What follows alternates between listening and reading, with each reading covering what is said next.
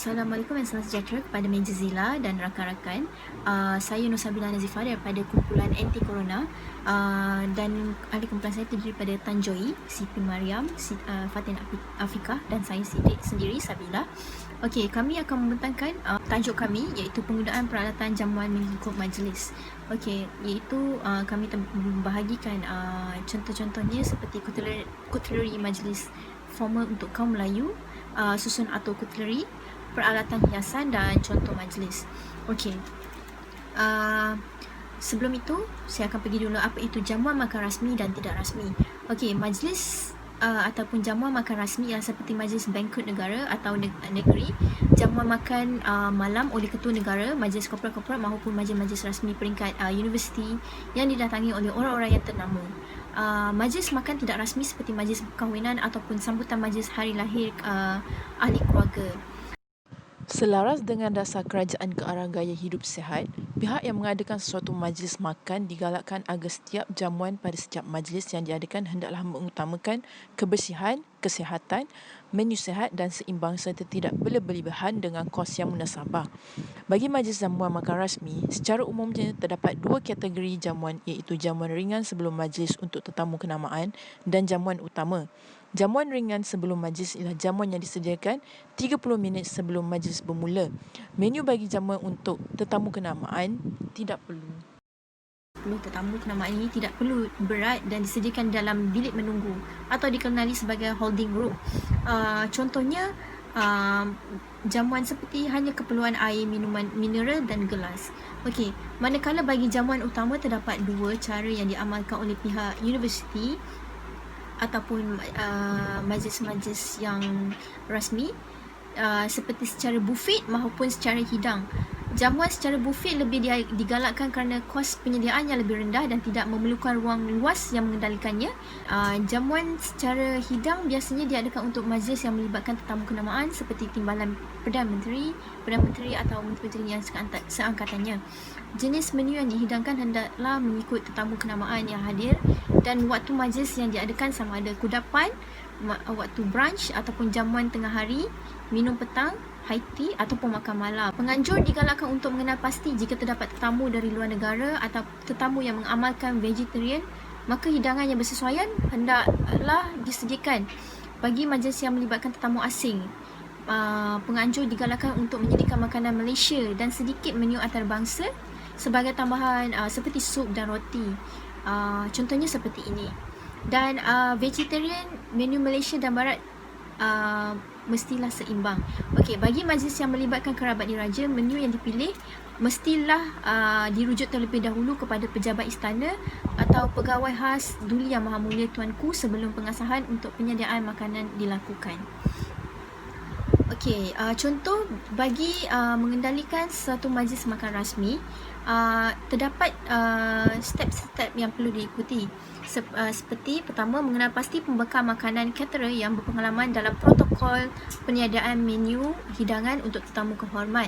Yang kedua, pengendali majlis hendaklah melantik caterer yang telah diperakukan oleh pengerusi jawatankuasa induk atau pengerusi jawatankuasa pelaksanaan suatu program atau majlis.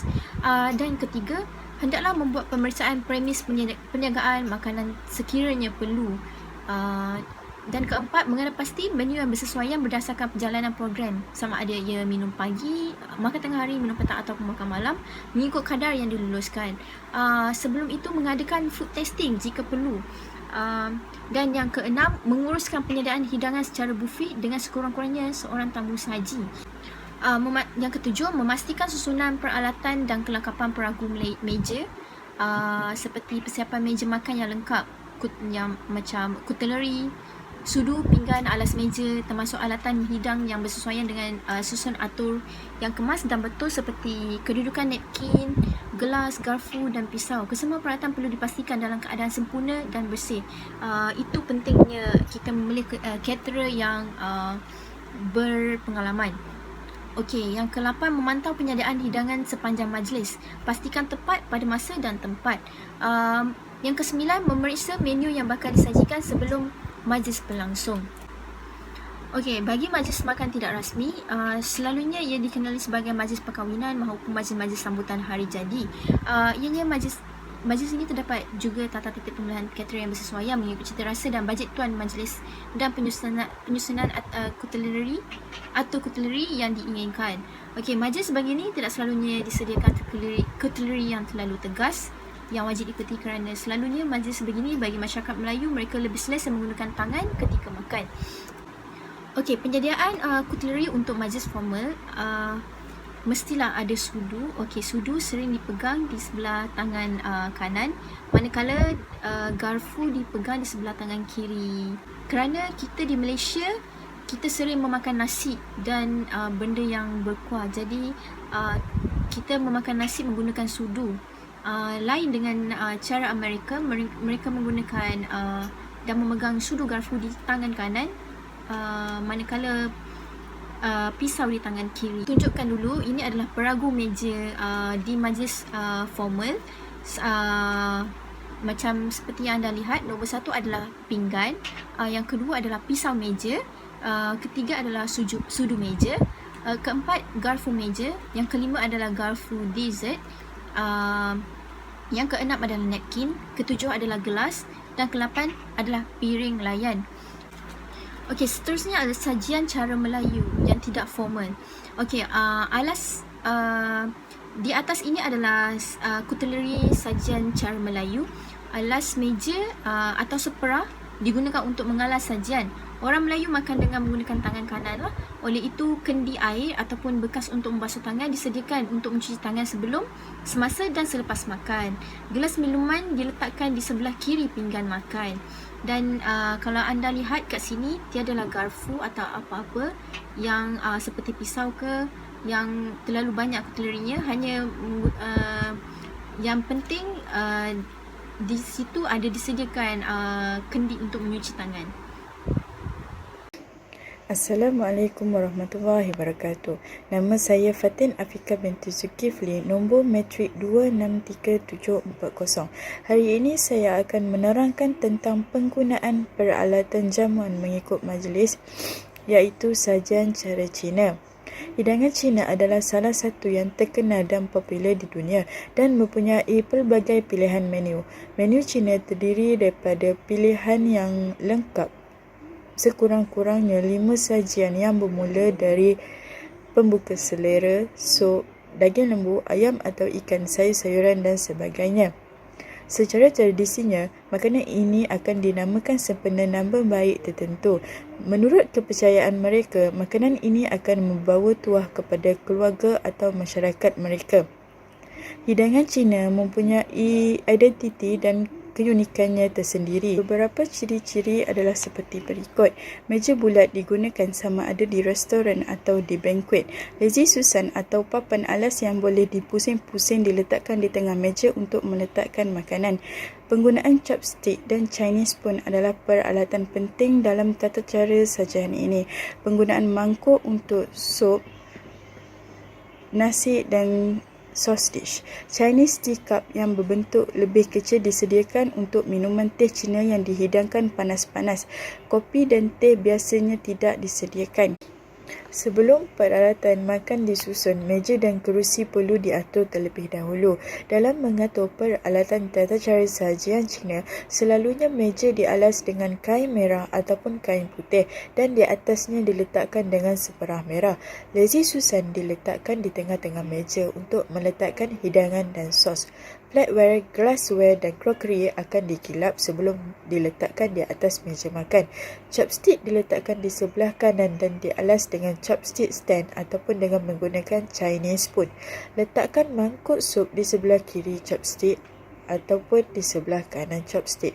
Manakala Chinese teacup pula diletakkan di sebelah kiri chopstick.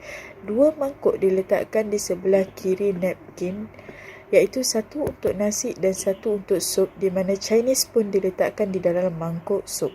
1 BB plate, iaitu meat plate, diletakkan di tengah untuk makanan. Di restoran besar, BB plate ataupun meat plate dan mangkuk akan digantikan dengan yang bersih setelah habis setiap hidangan. Sos diletakkan di hujung Lazy Susan dan kebiasaannya diletakkan dalam bilangan yang genap ataupun diletakkan di antara sup bowl dan Chinese teacup bagi setiap tetamu.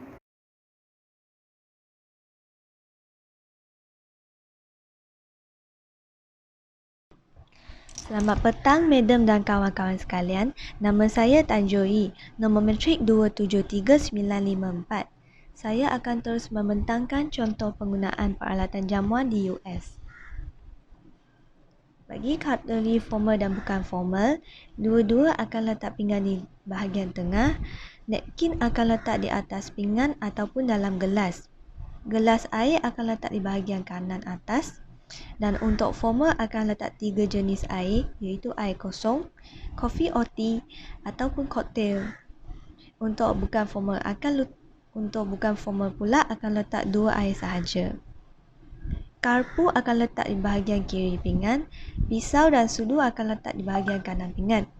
Dan di bahagian kiri pula terdapat satu pinggan kecil dinamakan BBP plate, iaitu bread and butter plate. Ini adalah contoh situasi yang benar. Air yang disidangkan pertama sekali selalunya adalah air kosong, iaitu water goblet.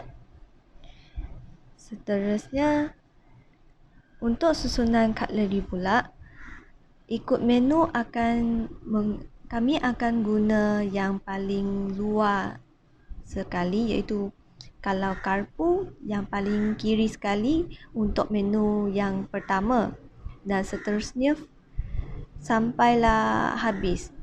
Maksudnya karpu dan pisau yang paling dekat pinggan adalah menu yang paling akhir sekali. Ini adalah contoh pisau, meat knife dan juga fish knife. Kalau untuk meat knife, dua bahagian ada gigi. Untuk fish, pisau ikan, satu bahagian ada gigi dan satu lagi tak ada gigi. Bahagian gambar kanan pula adalah botol garam dan lada hitam. Kalau satu titik di atas, iaitu botol garam. Kalau ada 3 titik ataupun 5 titik, adalah botol lada hitam.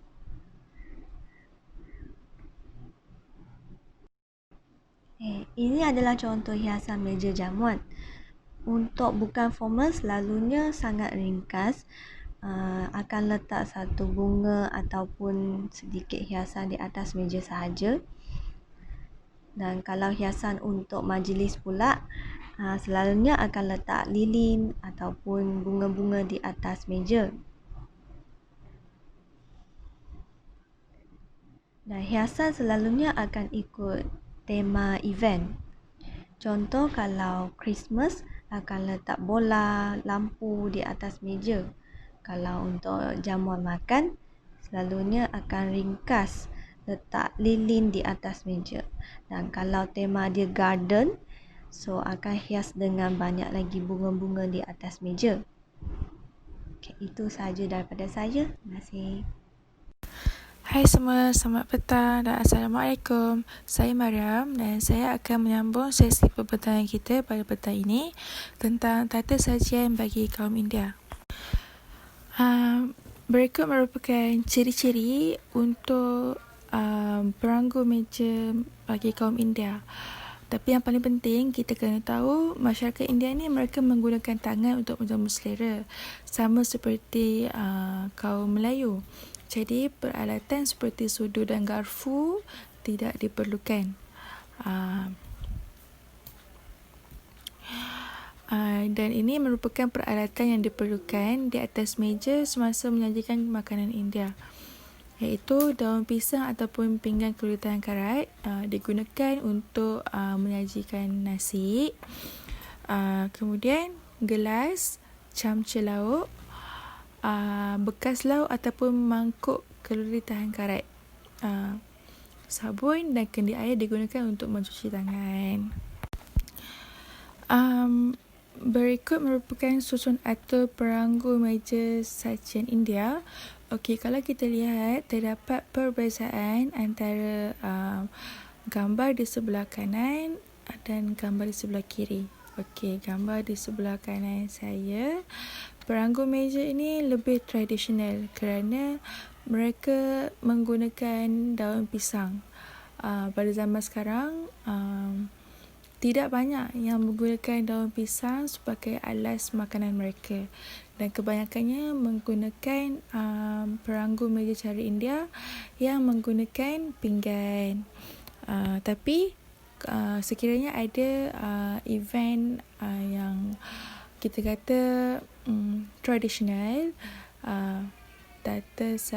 peranggu meja saja India di sebelah kanan saya, iaitu yang menggunakan daun pisang, itu masih digunakan untuk mengekalkan identiti mereka sebagai masyarakat India. Bagi slide ini, saya ingin menunjukkan perbezaan peranggu meja cara Barat dan juga cara kaum India. Kalau kita lihat dalam gambar yang disediakan dalam slide ini, memang terdapat perbezaan yang sangat ketara antara peranggu meja cara Barat dan juga peranggu meja cara India. Banyak alatan ataupun utensils yang ada pada peranggu meja cara Barat yang tidak terdapat di peranggu meja cara India, seperti sudu dessert, garpu dessert, piring layan, serviette ataupun napkin, and then sudu dan garpu ataupun pisau makan yang ada pada peranggu meja cara Barat tapi tidak pada cara India. Tapi persamaannya ialah keduanya menggunakan gelas dan juga pinggan.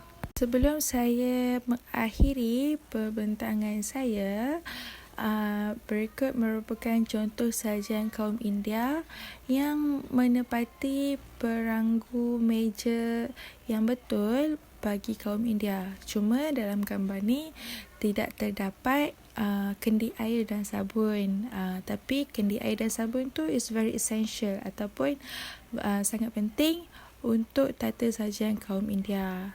Sekian daripada saya. Terima kasih.